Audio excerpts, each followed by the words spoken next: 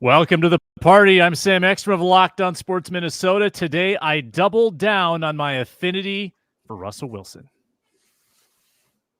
Hey, this is Arif Hassan from the Wide Left Substack. I'm selling 10% of myself to private equity and downsizing Luke Braun. I'm Luke Braun from Locked On Vikings. Brett Rapine is a Viking. Penny for Dalton Reisner's thoughts. Hey, Luke Inman at Luke_Spinman. Arif's got 308 tabs open. His computer still runs faster than mine when I open our lad's depth chart. Somebody make it make sense. Locked On Sports Minnesota podcast.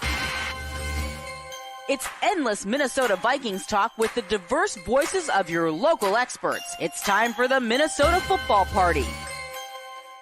It's your guys hanging out talking next level Vikings football. So join in with Arif Hassan, Locked On Vikings Luke Braun, Superior Sports Talks Luke Inman, and Vikings insider Sam Ekstrom, plus the biggest names in Minnesota football for the Minnesota Football Party. And it starts now.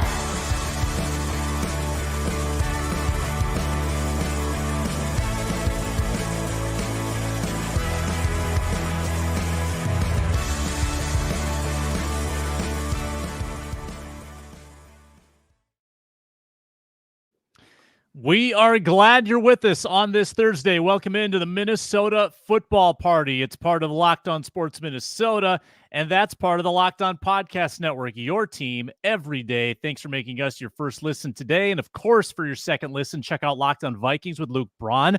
Great daily Vikings content, and you get great Minnesota sports content here at Locked On Sports Minnesota. Please subscribe to this very YouTube channel. Get us to 8,000 subscribers. You met the Lukes, you met Arif. I'm Sam Ekstrom. We're so glad you're with us, whether it's live, whether it's on demand. We do this every Monday and every Thursday. This is our 53-man roster reaction show. Main takeaways, including a late change that happened this morning. Jaren Hall out. Brett Rapine, we're going Rapine. I thought it was Rippin for some reason. In as the third string quarterback. And yes, an interesting Dalton Reisner twist. Who's the most valuable non-Justin Jefferson Viking? I got to dwelling on that, and I couldn't come up with a clean answer. We'll see what these guys think. That and Ron Johnson previews probably the Gophers opener tonight as he makes his Thursday appearance. A show that is brought to you by Gametime. Download the Gametime app, create an account, use code LOCKEDONNFL for $20 off your first purchase. Terms apply. Download Gametime today. What time is it? Game time.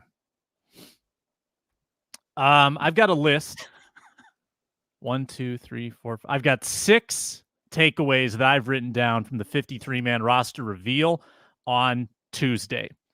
I think there was one move that nobody had in this room, and that would be Kene Nwangwu out.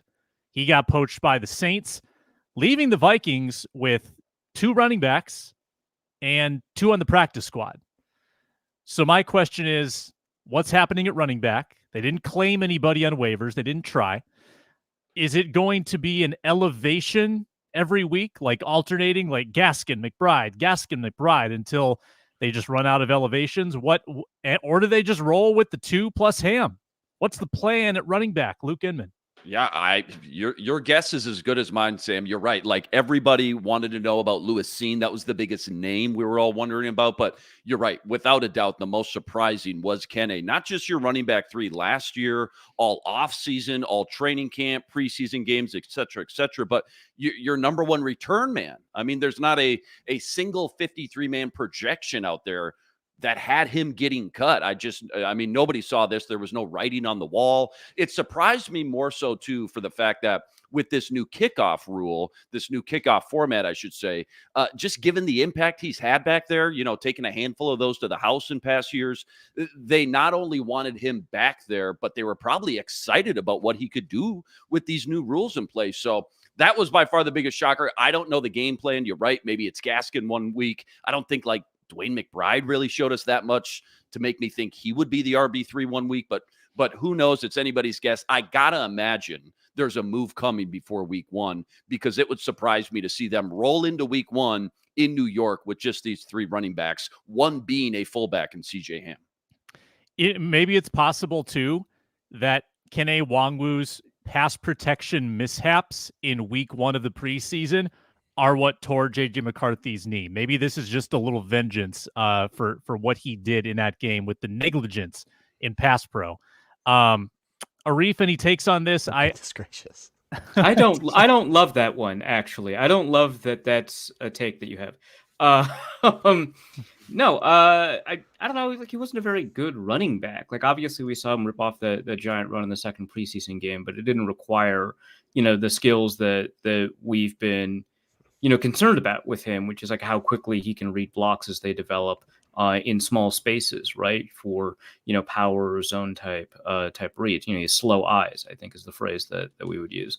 So he's not a very good running back. That part's not shocking. Obviously, the fact that, he's not one of the 2 kick returners back there is very surprising, but also he didn't take any reps there in the preseason.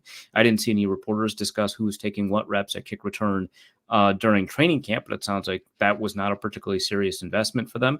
And I'm kind of curious about kind of why they didn't think that he would be able to succeed at the kick return game, given how much variance there seems to be in kick return field position. So much, like much more than I think any NFL season we've had in kick returns. Again, it's been the preseason, but even if you only look at preseason kick return stats, there's an enormous variance between successful and unsuccessful kick returns. And so being on the positive side of that's going to be immensely valuable to teams. So I don't know why they didn't think that he'd succeed there, or why they didn't give him a chance there in the preseason. Perhaps, he attempted to do so in camp, in spring training, in OTAs, whatever, and couldn't do it. So I'm not saying they didn't do their due diligence there, but I'm immensely curious about it. But if you can't do that, there's no reason for him to be on the roster. 10-man draft class in 2021, only 3 remain. Darisaw signed another deal. Cam Bynum probably signing another deal. And Patrick Jones, I would not expect to sign another deal. So 2021 class, not looking great. 2022 class, we'll get into that. But other takeaways, Luke Braun. Yeah, so Myles Gaskin's going into his 6th year, which means he's a vested veteran, which means the idea of like having him not on the roster for week 1 changes the way, like the requirement for guaranteed money. I could see them doing that here, elevating Gaskin for the game against the Giants, and then bringing him in week 2 onto the proper roster, and then he just is RB3 and he just beat out Wongwu for that. I don't think that that's that far-fetched at all, especially considering the pass pro stuff. You don't need it to cause an injury to look at a bad pass pro rep and say that it was a bad pass pro rep. So I could see that. But in other takeaways, I mean, I think the rise of young D linemen has to be the story, right? Taki Taimani, Jalen Redmond out of the UFL, and Dwight McGlothern. So young defenders, maybe generally, it's got to be the story for me.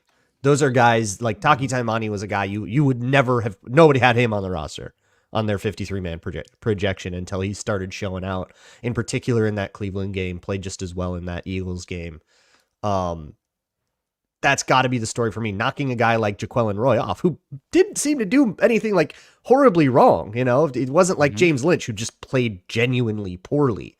Jaquelin Roy just got beat out by a guy that was an underdog, got upset. Like, it happens. And now he's off. Where did he end up? Second, I don't know, by the way. Yeah, he's not on the practice squad.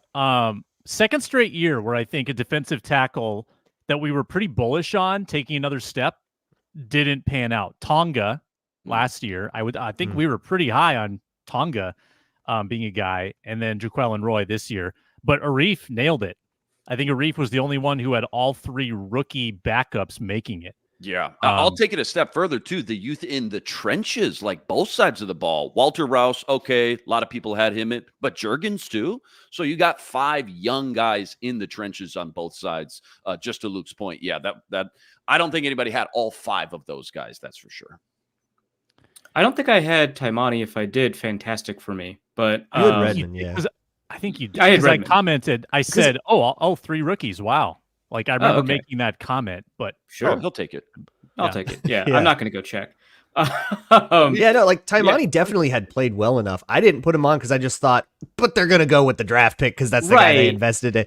but Yeah. I played well enough to overcome that. That's an accomplishment. Yeah, I was just going to take the small victory lap of having cut both Jonah Williams after berating myself for cutting Jonah Williams, and then also I believe I also cut Jaquelin Royce. So it feels like I kind of nailed that part of the roster, which there's something kind of bittersweet about that because it's also the part of the roster I think I paid the least amount of attention to over the course of this offseason. So it's like, okay, all right.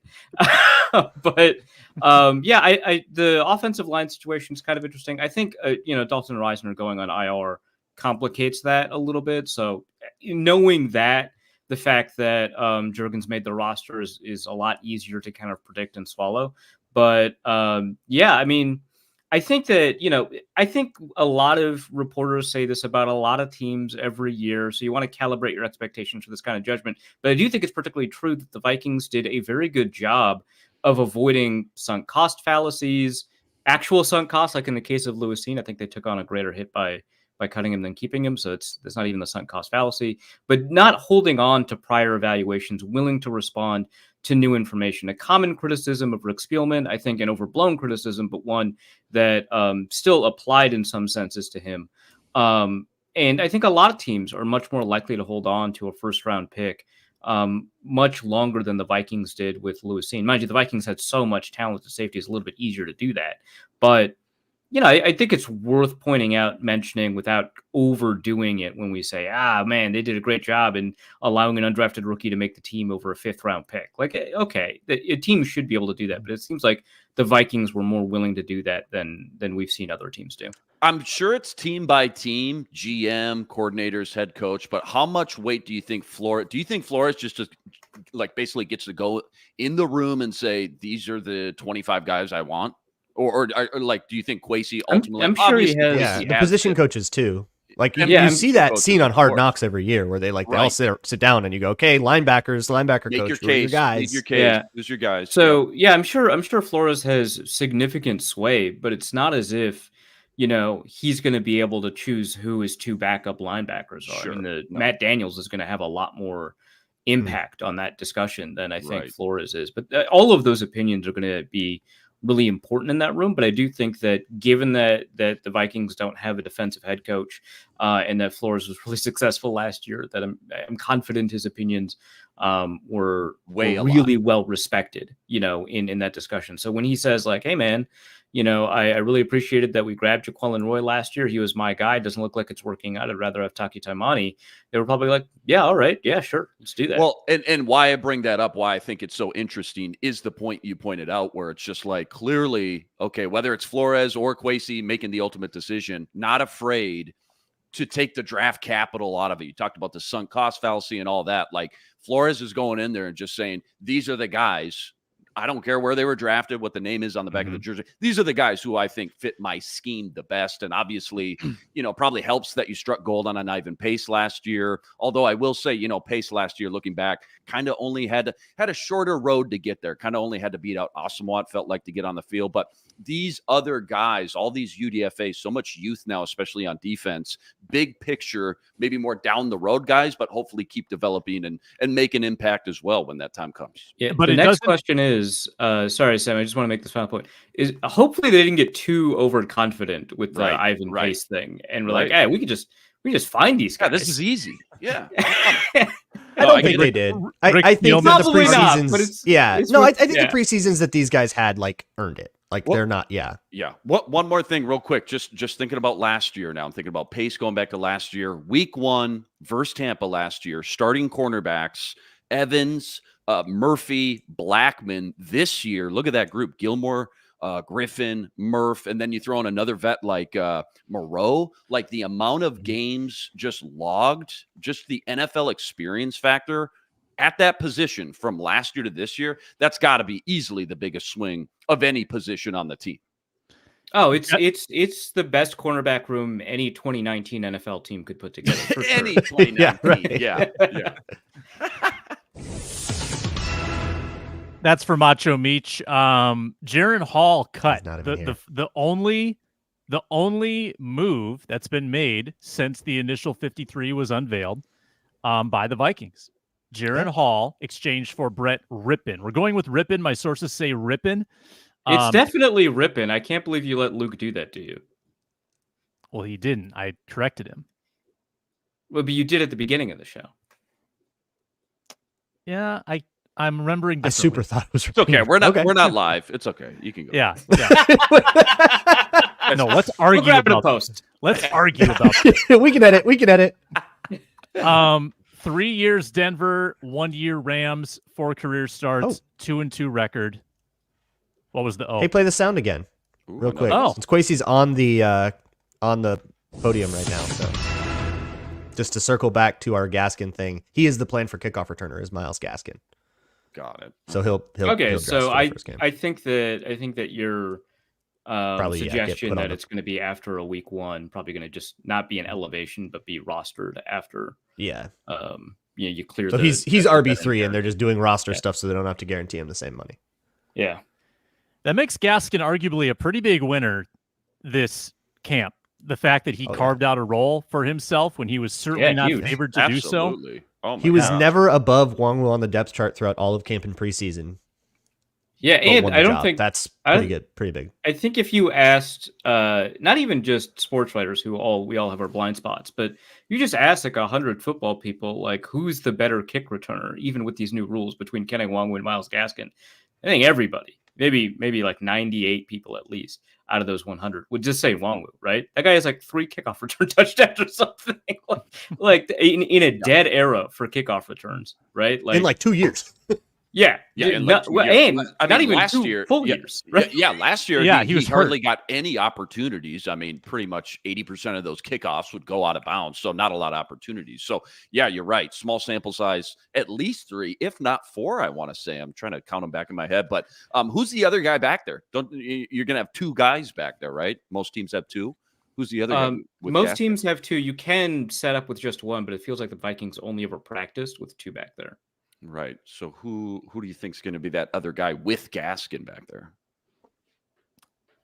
Powell or Sherfield? Powell makes sense. Powell would make a ton of sense. Yeah. Let's take our first pause, and then we'll talk more about the Jaren Hall Brett Rippin exchange. As again, sunk cost fallacy. The Vikings move on from their developmental quarterback in year 2. That's next on the Minnesota Football Party. We are brought to you today by 5 Hour Energy. This gets a Reef through the show, folks. I mean, this is his jam. This gets him through life, honestly. A Reef should really be doing this read. Helps him tackle your to-do list with 5 Hour Energy. It fixes tired fast. Got a long list for work? 5 Hour Energy. DIY projects? 5 Hour Energy. Check it off your list, whether it's at home, at the office. 5 Hour Energy Shot gets you through that list. Just makes you more efficient. You need to pull off a 24-hour writing session for an article about PFF? 5 Hour Energy. 5 Hour Energy. When you're watching sports, you've got a long day of watching NFL action, NFL Red Zone, 7 hours of commercial-free football. 5 Hour Energy. So with zero sugar, convenient, portable size, perfect pick-me-up for getting stuff done. 5hourenergy.com. That is the number 5, hourenergy.com. Get some 5 Hour Energy product today. You can use my promo code LOCKEDONFB to receive 20% off your order. Only valid until September 30th on one order. Cannot be used with other promotions. Code is not good on subscription orders. Go to 5hourenergy.com today.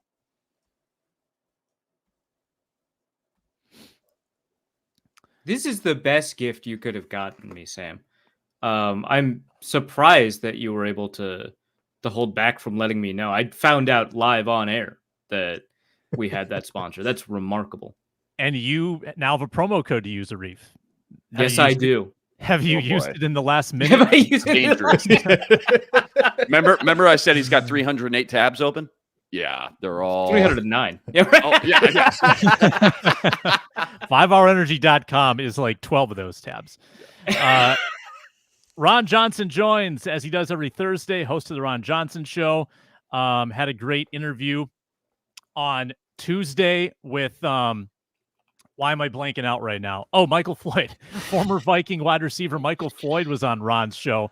Go check that out on the Ron Johnson show. Ron, Durham Hall legend Michael Floyd. Come on. I know. No, that was bad. That was bad. Had a very good story about his time with the Ravens when he got cut for the final time. Pretty interesting stuff. I posted that on our YouTube. But Ron, before we're done, we'll pin you down on some Gophers takes. Gophers, North Carolina tonight. But let's get your Jaren Hall reaction. He's cut. Brett Rippon coming in to be the third QB. I think we kind of saw this coming, Ron. Like we weren't super high on Jaren Hall. Didn't think he was going to amount to much more than the QB3. But what's your reaction to this swap? I mean, if you look at my 53 when I put it out there, I didn't have a third quarterback on there. I didn't think he was the guy they wanted. Like I said, I try not to use like source did this or somebody told me this.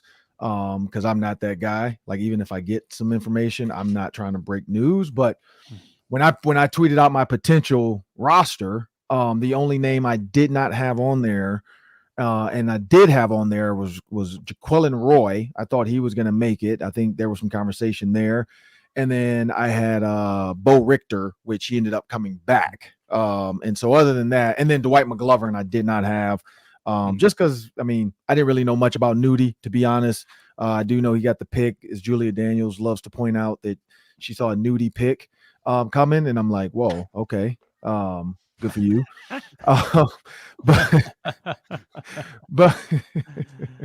But you know, that's it. Like other than that, I pretty much nailed the way they had the roster, and even on the fan line, Robbie Rosenhaus, not once, not twice, but thrice. Tried to put Jaren Hall in the QB2 conversation. I deaded that. Some people thought I was being rude the way I said it to him. And I was like, I wasn't being rude. I'm just not going to entertain him being QB2. It's not going to happen. Let it go. Then I turn on the radio on Sunday. I hear my name again. Dan Barrero, Robbie Rosenhaus. What does Ron see in Nick Mullins? Why does he think Jaren Hall has a chance? Because he doesn't have a chance. So I'm looking forward to the fan line coming up to get back with those guys. Robbie Rosenhaus already tweeted out a video of Coming to America when they're throwing roses down at the feet of Akeem when he's getting out the limo. Because I told him, I was like, that's what I expect. Give me my flowers when I get over there. I told y'all what I thought was going to be the roster. I put Brian Asamoah in it. People are telling me he's guaranteed to get cut. What does guarantee mean? Please, I still don't. That person I tweeted to still has not defined guaranteed because he did not get cut. So other than that, the Jaren Hall news wasn't a big shock to me. Mm-hmm. Same. Spinman, what do you got for Ron? Gophers season kicks off tonight, Ron. North Carolina, 7 p.m. Check us out on the postcast. What's your biggest storylines, biggest question marks, I guess, for the Gophers 2024 season? I mean, well, one question mark, is it Brosmer or Brosmer? Because I keep getting 4 different people telling me different. So, but the other question mark is going to be him, though. Like, what is he going to look like as a quarterback? Is PJ Fleck going to run the ball? Is Darius Taylor and Daniel Jackson out? Which, if they are, that's huge losses for the Gophers. And not say all but no shot, but that's going to be really tough to beat North Carolina without those two. Those are your best 2 offensive weapons. And if they are still hurt, I think one was an ankle, one's a soft tissue hamstring because, you know, the Big Ten college football doesn't have to give us an injury report. But we will find out.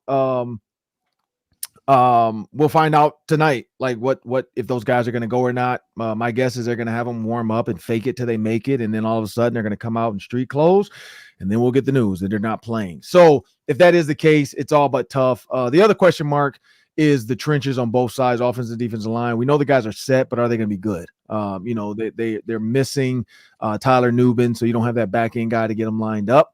But other than that, that's it. Like I want to see what Max Brosmer is about. Is he everything they said he was? He came in as a FCS Heisman candidate. You know, can he get it done in the Big Ten? Mm-hmm. Gophers 1.5 dogs tonight at home. Luke Braun, what do you got? I'm looking around the league and I'm seeing Jamar Chase not showing up to practice. I'm seeing Brandon Ayuk with all this crazy stuff going on. How happy are you to have Justin Jefferson? No drama. I mean, I guess it's cool. I mean, we don't have to deal with it. It is a little bit annoying when that happens, but again, it's a business. We saw CeeDee Lamb. The minute CeeDee Lamb signed, I knew, you know, guys weren't going to be happy. We know Jamar Chase. He knows his time is not coming up, but maybe his agent's like, you know what, screw this. If CeeDee Lamb is getting paid as the second highest non-paid, and I know my guy's better than him, we got to come up with an extension for this year to make him happy. Whether it's like a hefty bonus, maybe. or something, some type of 1-year extension that adds more money to this year, more guarantees to this season. Because again, injuries can derail a guy's career. They never get paid what they truly feel like they should get paid. Season-ending and career-ending injuries are but a click away. And so guys are always nervous about that. As good as we can say a guy is, you blow your knee out, you pull a Alex Smith or, something like that, and you don't get paid. Like, they're not paying you on what we thought you could have been. It's what are you going to be, and are you healthy enough to get this money? And so I know Jamar Chase, Brandon Ayuk, but, I'll bring up a great point about Brandon Ayuk.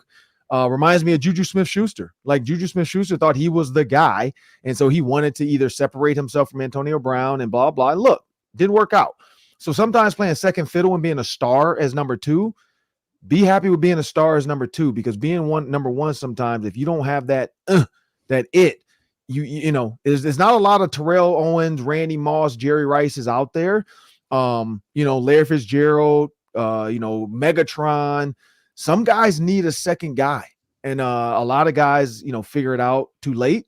But we also saw, look at Adam Thielen and Stephon Diggs apart from each other. Stephon continued to thrive, but he was never happy. Adam Thielen never really did what he did again. Trying to be the number one guy with the Panthers. I don't know. Could Adam have had a better career staying with the Vikings? Maybe, but we'll never know. Yeah, so I'm still fascinated by this kickoff rule thing. I wonder because of, it seems pretty likely that special teams coordinators kind of kept their schemes hidden throughout the preseason. Yeah. They didn't unleash what they were going to do. How likely is it, do you think, that, the Vikings or any other team will keep on attempting to sign guys who were special teamers from upcoming opponents, or were in camp for upcoming opponents, to try and figure out what is going on with what other teams are thinking about this? Honestly, here's the thing about kickoff. There's only so much you can do. You can double team, you can kick out guys, you can crisscross block, you can create a wall. So what are guys going to do? They're going to work on defending that as well. Hey, if this happens, do this. Hey, track the runner, do this. Get, engage, extend arms, just like, defensive linemen do. You engage and you try to long arm them, and then you watch and you get rid of them. I mean, that's been the kickoff drill forever. I don't think it's going to change. I don't think there's much secret you can do, but it is going to be interesting to see what some of these guys put together, because we don't even know the rules. Like, I don't think the NFL knows the rules. They just put this together, and then they're like, all right, go at it. Like, go. It's like throwing toys in the middle of a room with a bunch of 2-year-olds and just seeing what happens. I think the first coordinator, Games. Yeah, that's pretty much the first coordinator to show his hand and maybe show a scheme. Other coordinators, a copycat league, they're gonna be like, oh crap, I didn't even think about doing that. We're gonna do that next week. Like, so this is new. We're in uncharted territory. The name of the game is gonna be patience as far as returners and shiftiness. Like, you're gonna need a guy that can make one guy miss, because in order to pull off a double team, you got to let one guy go free. And so you're going to have a dynamic guy. And maybe that's why the Vikings didn't feel like Kene Nwangwu was a guy to be back there. I think it's going to be more of a punt return guy back there than a kickoff return guy with these new rules. Ron, let me start our next topic by asking you this question. Who is the most valuable Viking besides Justin Jefferson? Is it the quarterback, or is it somebody else? I actually don't think there's a clear-cut answer to this question. Who do you think it is?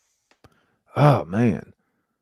The most valuable Viking other than Justin Jefferson. Yeah, I got to go Sam Darnold. I mean, if he sucks, they suck. Because then we're looking at Nick Mullins to finish out the season. And if we're going to do with Nick Mullins, I'm trying to get Jake Browning. Like, at least, his girlfriend's going to bring some social media cred to the team. But you just don't know. Is this the Brett Rippon show? Luke, you've seen those videos. I need you to take a cold shower, Ron. I mean, she's trying to be like the tight end, Hughes check. She's trying to have the outfits, and she's trying to be out there. She's trying to TikTok that thing. But when you look at Brett Rippon, I don't think either of those backups are going to give the Vikings more than 1 or 2 wins, just like last year with Dobbs. So yeah, I'd say Sam Darnold, just because of the situation they're in. But but honestly, that's an easy one. If I'm going to go non-quarterback, non-Jefferson, I'm probably going to go with Ivan Pace. I think the green dot this year is going to be extremely important with all these new guys on this defense, because Harrison Smith used to do stuff in the past that he only has like 2 guys that really, really, truly know what he's going to do, which is Cam Bynum and Josh Metellus. The rest of the guys don't understand some of the stuff Harrison Smith might pull off. And so Ivan Pace is going to be very key, making sure those guys are lined up, making sure those guys know, like, hey, Harrison Smith has a green light on this. So, if he's on the outside of you, you got to go into the, I want you to take that B or that C gap. Don't go wide because Harry's going wide. Like all those little conversations, that conversation that has to happen, I think is going to come from Ivan Pace. That's an interesting answer. We'll go around the horn with our answers in a moment. But Ron, you got Gophers tonight. Postcast afterward with Luke Inman, Kane Robb. That's going to be a great show. Should be a great game. And then, of course, check out Ron on the Vikings postcast after week 1 against the Giants. Ron Johnson show on Tuesdays. Ron, good stuff as usual. This is a busy time of year for you. Yeah, and it's weird because it's sunny out and it's nice, and allegedly at 5 o'clock the skies are going to open up. So hopefully these red marks on these newscasts are wrong because it's supposed to be clear on last Thursday at the State Fair, and it rained. So clearly they can get it wrong. So hopefully it's wrong. But if not, we might not see a game start until 9:30 tonight because if it's thunder, they're going to postpone it just like they did Michigan State that one year. And I'm not sticking around for that. So I will be at home waiting for it to start in the comforts of my home with an old fashioned, getting ready for the postcast, people. Might be a late postcast. Well, stay up late with us. Thanks a lot, Ron. At 3 Ron Johnson on Twitter/X. Thanks a lot. Appreciate you. Excellent content as usual. Let's go around the horn. Most valuable Viking not named Justin Jefferson. I think that Stephon Gilmore is my answer. You're paying a guy up to $10 million to come in and take his first snap against like Malik Neighbors in week 1, 34 years old. And if he's bad, kind of like Ron said, if Darnold's bad, you're bad. If Gilmore's bad, you're in a world of hurt at cornerback.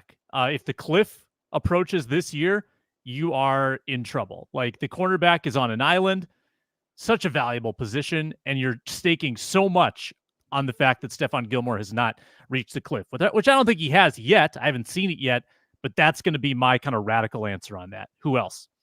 Yeah, that's it. That's an interesting one. I think when I read this, I thought kind of the same thing Ron was thinking. Like, if you're asking who's going to have the biggest impact each game and on the season, I don't know how you don't pick the quarterback, no matter who the quarterback is, just because they're just always going to have the biggest impact and kind of dictate what the season looks like. But the other way I kind of read this was, if you're asking me who the most valuable player was, as far as like if I'm building a team from scratch, so to speak, once you get past JJ, who's the next guy past JJ?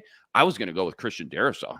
QBs are the most valuable, kind of in a tier of their own. Once you get past that, though, tackles, pass rushers, cover corners, wideouts, those 3 or 4 position, Darrisaw, I think, just clearly outweighs everybody else on this Vikings roster. I don't even think it's really close.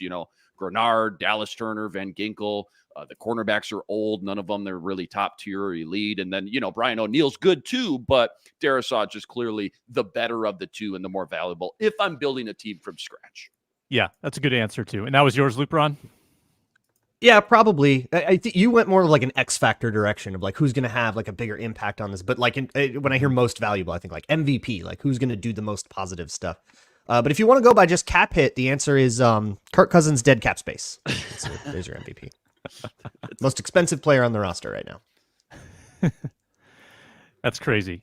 Arif Hassan? Transition year. Transition year. To Sam Darnold, you're okay? It's difficult for me to disagree with Christian Darrisaw, but if I were to forced to get outside of Darrisaw, I think it's probably Jonathan Grenard. Now, they obviously have a lot more flexibility with that position, having Van Ginkel and having Dallas Turner and, getting kind of what they've been able to get out of like that group of young edge rushers, especially after Gabriel Murphy comes back. So certainly, like, from, I think, a traditional roster building standpoint, he's not as important as somebody like Darrisaw. But I think the reason that he's so interesting is because of what it allows Brian Flores to do. Because, part of the reason that it was such an insane blitz-heavy scheme is because they couldn't generate pressure up front with Flores. Now, Flores is always going to be blitzing. That's who he is. But like a 70% blitz rate is a psycho, right? That's not gonna. You can't live like that forever. Please do it again, please.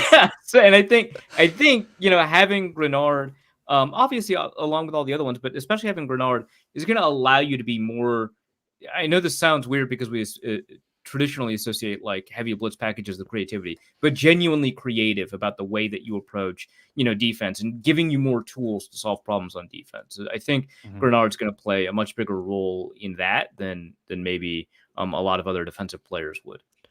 I wonder about Grenard, like compared to Danielle Hunter, like the way that these pass rushes were constructed and the blitz packages too were to get Danielle Hunter a two-way go. And like only Danielle Hunter a two-way go. Like it was all about setting up him to pass rush. And I think the edge room, because they have Van Ginkel, because they feel good about Turner, I don't think they have to do that with Grenard. And it makes him like a piece of a greater whole, which is why it's like really hard for me to say any defender. Like I think what Ron said, Ivan Pace, and I think Grenard, very, very important players. I don't think that those are bad answers. I just don't think I can say a defender when it's not somebody like Danielle Hunter where the whole pass rush plan is designed around him. I've got a nerdy stat about the oldest and youngest teams in the NFL. That's next on the Minnesota Football Party. We are brought to you by Gametime today. When I say what time is it, you say game time. What time is it? Game time. Game time? Thank Did that you. work out for you? Thank you. It went exactly as I thought it would. Gametime has a new feature called Gametime Picks that makes getting tickets for your favorite live events even easier. It filters out the fluff. It gives you the best deals so you can save lots and lots of money on sports, concerts, comedy, theater, and plenty more. Toggle in that all-in pricing. You don't want hidden fees. Get panoramic views from your seat, the lowest price guarantee, where Gametime credits you 110% of the difference if you find better seats, and their customer service is second to none. Take the guesswork out of buying tickets with Gametime. Download the Gametime app, create an account, use code LOCKEDONNFL for $20 off your first purchase. Terms apply. Again, create an account, redeem code LOCKEDONNFL for $20 off. Download Gametime today. Let's try this again. What time is it? Game time.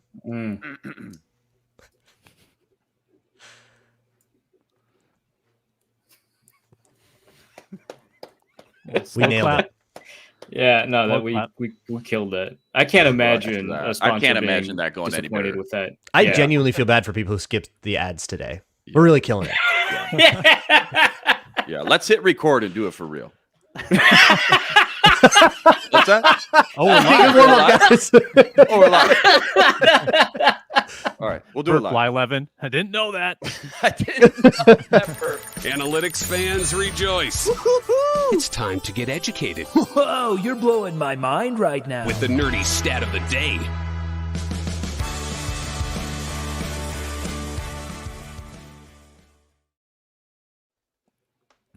Jimmy Kempski of the Philly Voice has done this annually for like 10 years, more than 10 years now. He tracks the ages of teams based on their 53-man rosters initially. Care to guess, if you haven't seen, where the Vikings land? Well, pretty bad 15. Now that they've got like a couple of 30-year-olds that just joined the DB. I'm guessing 15th. I don't know, man. I know it's not top 5. That's all I know. Ron, do you want to put a guess on it? You said pretty old. Pretty old, like 5th oldest. I don't know. All right. No, yeah. Who cares? I don't know. Inman? Let's go 9th. 9th oldest. 9th oldest, yep. So again, this is before they swapped out Rippon and Hall, got a little bit older there.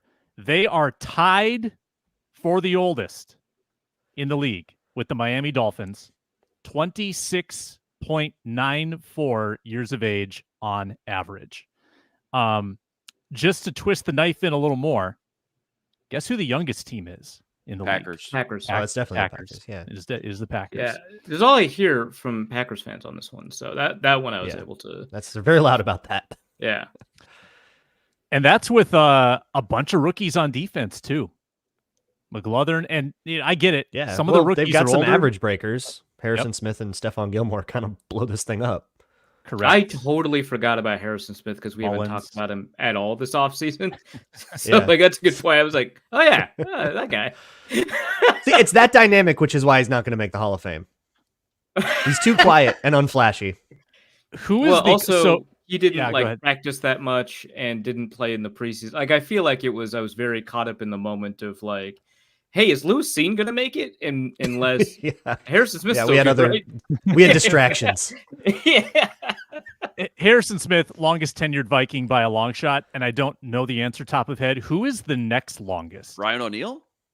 I'm guessing. Probably I don't Ham? know. Is anybody I would from have said Ham Ham or O'Neal. Oh yeah, sure, CJ Ham. Ham. Yeah. Ham's a Gotta good be one. Ham. Yeah.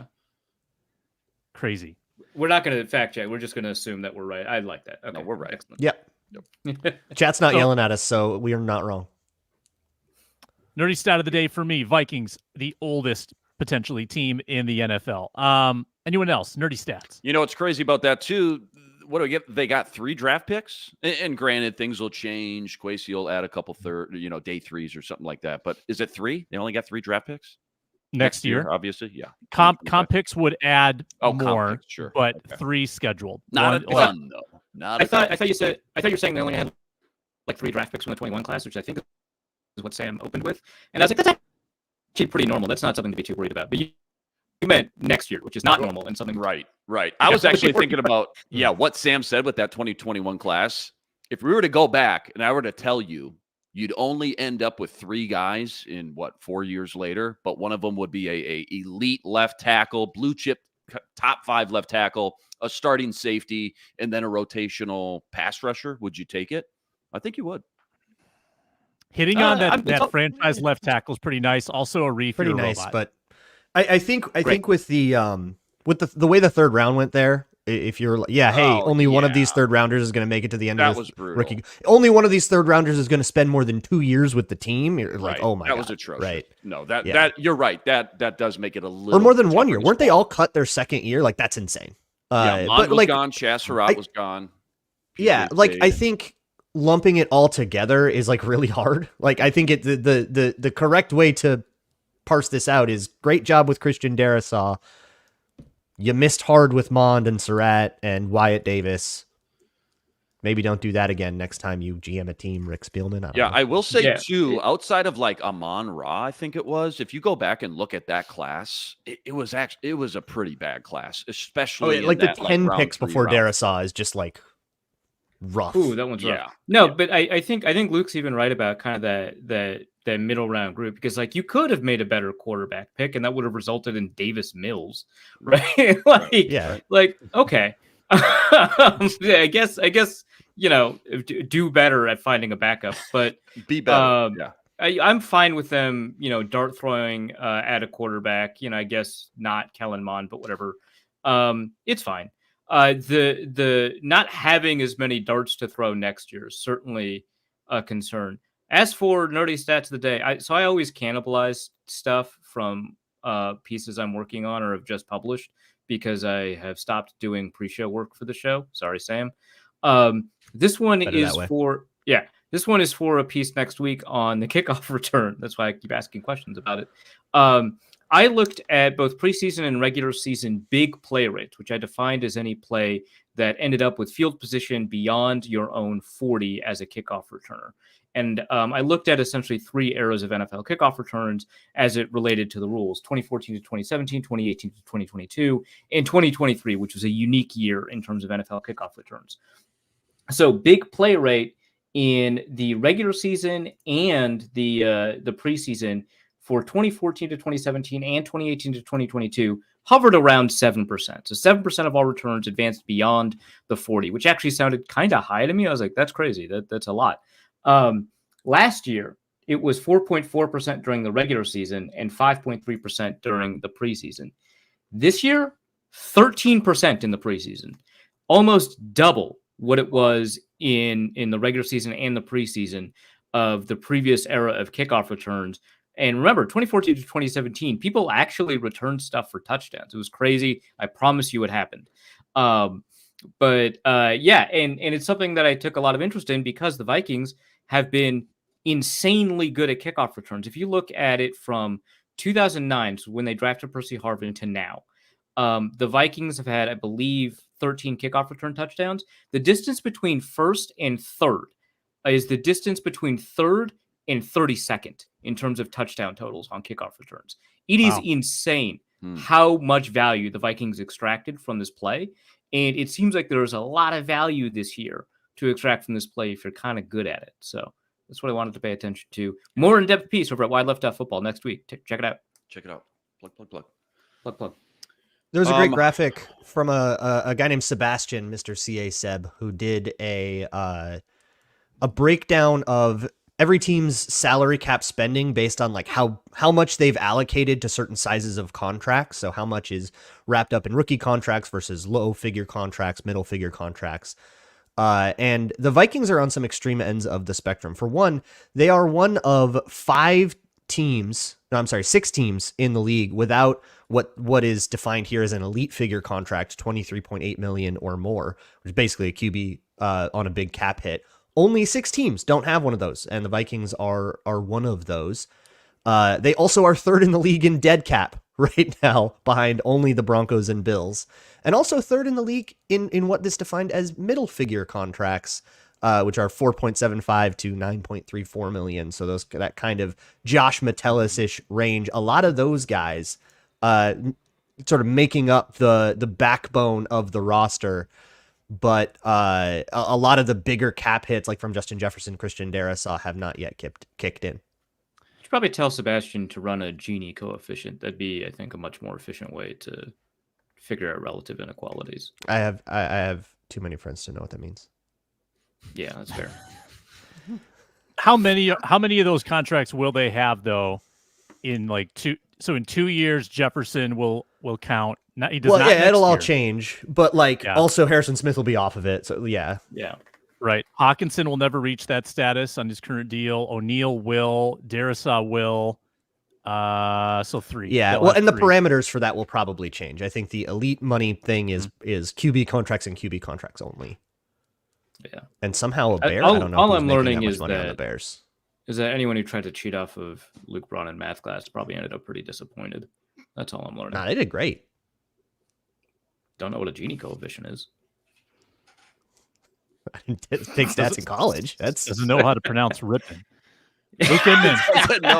I'm trying to wing one here. Do you guys want? I'll give you 3 options. Do you guys want my Kirk Cousins one, my fantasy football one, or my general NFL one? Which one do you guys want? I want the Kirk Cousins one. This is going to be great when we start recording though. Yeah, save it for when we start. Yeah. No, this is just a practice, a warm up. So I'm looking at a graph from Football Insights. It's got quarterback coverage rates last season. Kirk Cousins, what do you think the number 1 coverage Kirk Cousins saw last season? It's kind of by the book. It's too high, right? High. Assuming it's done in too high and not like cover 2, cover 4, cover 6. It is actually broken down: cover 1, cover 2, cover 3, cover 4. I'm going to guess cover 6 then, if it's the last 2 years. So it was just last season, and he saw cover 3 34% of the time, which is about actually somewhat league average-ish. It's top 10, but it's not crazy. He saw top 5 in the league, cover 4 20% of the time, which ended up being top 5 in the league. So a lot of cover 4 being ran, more than most defenses ran against other quarterbacks in the league. How much does that change this year? Who knows? Is that a Justin Jefferson, Jordan Addison, TJ Hawkinson thing? Who knows? Who do you think saw the most cover 0 last year of all 32 starting quarterbacks? It's whoever played the Vikings twice. I'll give you a hint. It's 2 mobile quarterbacks. Mobile. One, Justin Fields? Justin Fields was one. Yeah, Very good. Very good. Justin Fields was one. Mobile in division. Watch him get blitzed like twice, and you're like, oh yeah, I can see why everyone wanted to do that more. Right. And the other one was Jalen Hurts, both at 8%. Oh, Both that's saw interesting. the most cover 0 in the NFL. I think my next guess might have been Daniel Jones because I remember Wink Martindale blitzing him at an 88% clip in one game. Right. It was like the only non-Flores team to blitz above 70% in a game. That would have been a good guess, but too, remember those last 7-8 weeks, the Eagles just fell apart. Their offense was just atrocious. A lot of people figured out just like, if we just send the house, Jalen Hurts doesn't know what to do, apparently. And it kept working and working and working over and over. So I think those last 7-8 weeks kind of skewed that stat for Jalen Hurts a little bit. Isn't that when Chip Kelly took over that? I have no idea. Not Chip Kelly. They brought in all kinds of people. They did at bring in random somebody. times. Kirk Cousins. They had Just some Vic like Fangio on the scheme come to defense God and- moments. Yeah. Kirk Cousins only saw 2%. 2% of the time. Cover 0, 2% of the time. That's which not shocking. actually is That's above like average. one of the things he's About excellent average. at. And then also you can find it. Justin Jefferson one-on-one. Yeah, all right. Yeah. Good luck. Right. Hey, doing? speaking of Justin Fields, Sam, are you surprised that he's not starting for the Steelers? That's a great segue. Let me just punctuate the point. The final 7 weeks of the season, Jalen Hurts was 29th in passer rating under pressure. So Oof. there's some There some- was. something Method to the to that. madness, for sure. Yeah. something to that. All right. I staked it all, my entire professional reputation 1 week ago today. I clamored. I said, with no uncertainty, that Russell Wilson, should he be traded to the Vikings, could produce a better season than Sam Darnold. See, Now- that's where I jump out, because the whole point was that the Steelers are not going to start Justin Fields, who is turbo ass. No, He's just okay. really bad. Well, They would Well, they Bron- would that immediately makes it a non-starter.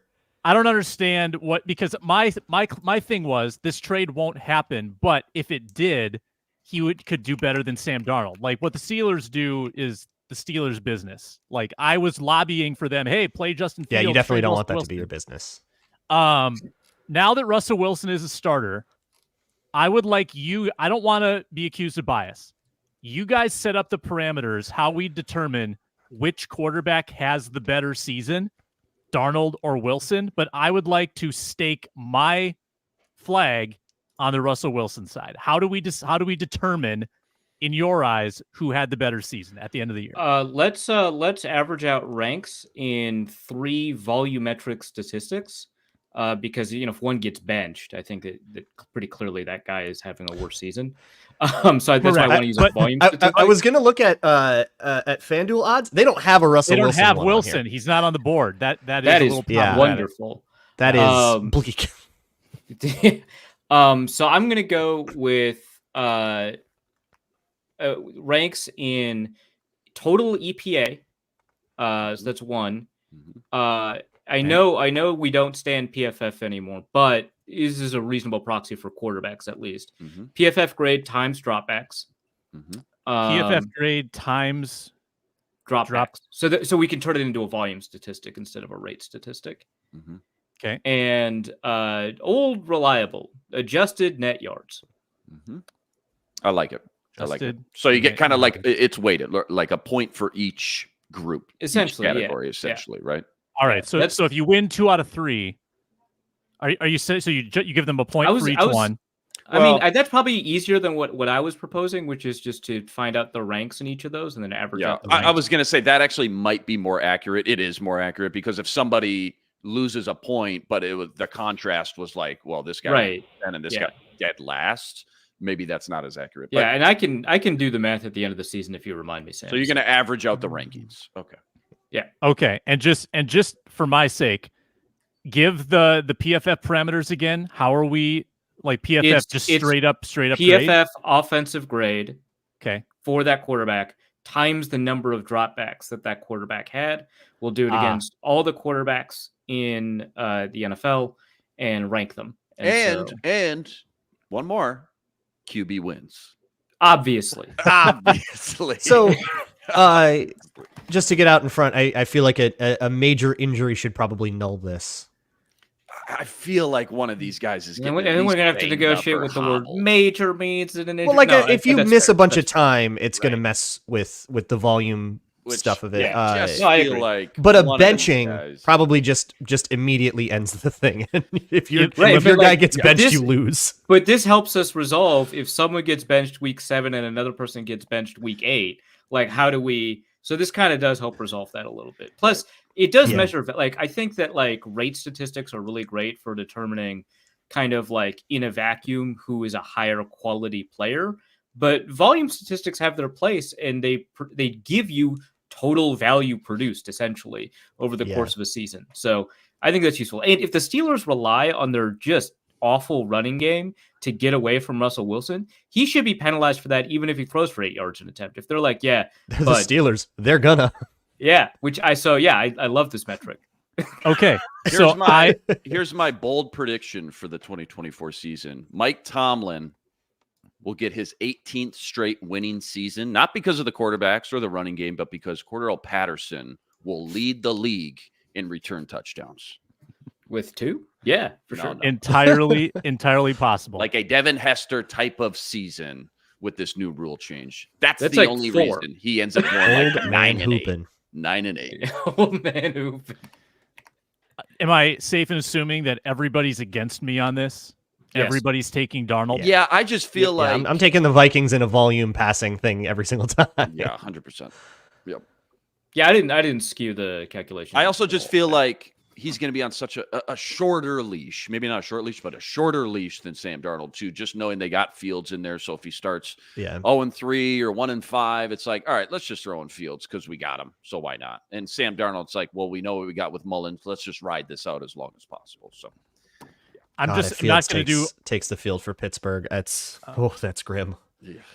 Obviously not doing all the categories, but just a quick sample of how they performed in adjusted net yards in recent years. So Wilson, the last 2 years with Denver, was 5.54 and 6.04. Sam Darnold with Carolina was 4.35, and then the previous year 4.16. That would be a runaway win for Wilson if that performance. So you should win this then. So yeah, you should be good. Easy. All right. I feel pretty good about it. As we all know, adjusted net yards per attempt year over year does stay exactly extremely stable. Yep. Yeah. And everybody's offense, all 32 offenses are the same. And let's hit record. I'm pretty confident.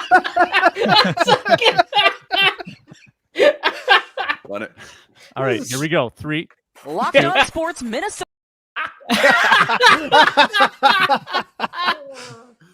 Oh, we're off the rails. Also, so I mean, it seems like there's a Taysom Hill role in the cards for Justin Fields. This is really stacked against. That's hilarious. Wow. Wait, really? Oh my God! I didn't hear that, but that is funny and makes sense. Yeah, they mentioned and they're not doing that for Trey Lance in Dallas. Who? The safety. Oh, yeah. Maybe. I don't know. That makes the sense. safety tight end hybrid. Huge it's like that guy game. the Lions drafted. That's like either a running back or a safety. Sion Baki. Yeah. He's actually kind of all right as a receiving back, which I didn't. Yeah, the 4th running back. I didn't expect that at all because I thought he was bad at both positions. So I was like, I don't know what's going on here, but Lion's gonna lion, and often it seems to work out. Arif, are you all in on Coach Prime tonight against NDSU, or are you going for Fargo's finest against the guy who bans reporters? So this election season, there's been a lot of talk among progressives about voting for the lesser of two evils. Harm reduction. Right. And in that sense, given the Leviathan level evil NDSU represents, I'm gonna have to, grin and bear it and cheer for Travis Hunter. I believe. I think that's the best way to put it. I don't mind Shedeur Sanders, but I think I'm cheering for Hunter. That's all fair and good. Locked On Sports. I really ticked off Inman. Wow, that's crazy. Yeah, he froze. No, he just turned his camera on. Oh, right. It makes it to record. Yeah, got it. Thank you all for watching and indulging us and commenting. We appreciate that. Bad dad joke. Shout out to you. You had some gems today. Incredible comment, including I'm going all the way back to the first minute of the show. The hall monitor went out for a pack of smokes and will never be seen again. Seen. Astounding. CINE. That's an all-timer. Strong, bold predictor. Bad dad joke is. By the way, I typed in Lions 53 in Google and my computer blew up. So I get Arif gets 308 open tabs. I get 1. Tried to open our lads. Circling. It wasn't even our lads. I just typed in Lions 53. We were talking about Sione Vaki. I just wanted to see it. I can't. No. Luke's computer just has 400 viruses on it, all competing with each other, like the illness is killing Mr. Burns. Invincible. Programming announcement. We'll be back Tuesday, Labor Day off. Enjoy the long weekend. Giants preview next week. Season predictions we will set in stone next week as well in our first gambling segment of the year, all next week on the Minnesota Football Party. Thanks for watching. Thanks for listening on the Locked On Vikings podcast feed. Luke Inman, Luke Braun, Arif Hassan. I'm Sam Ekstrom. Talk to you next week.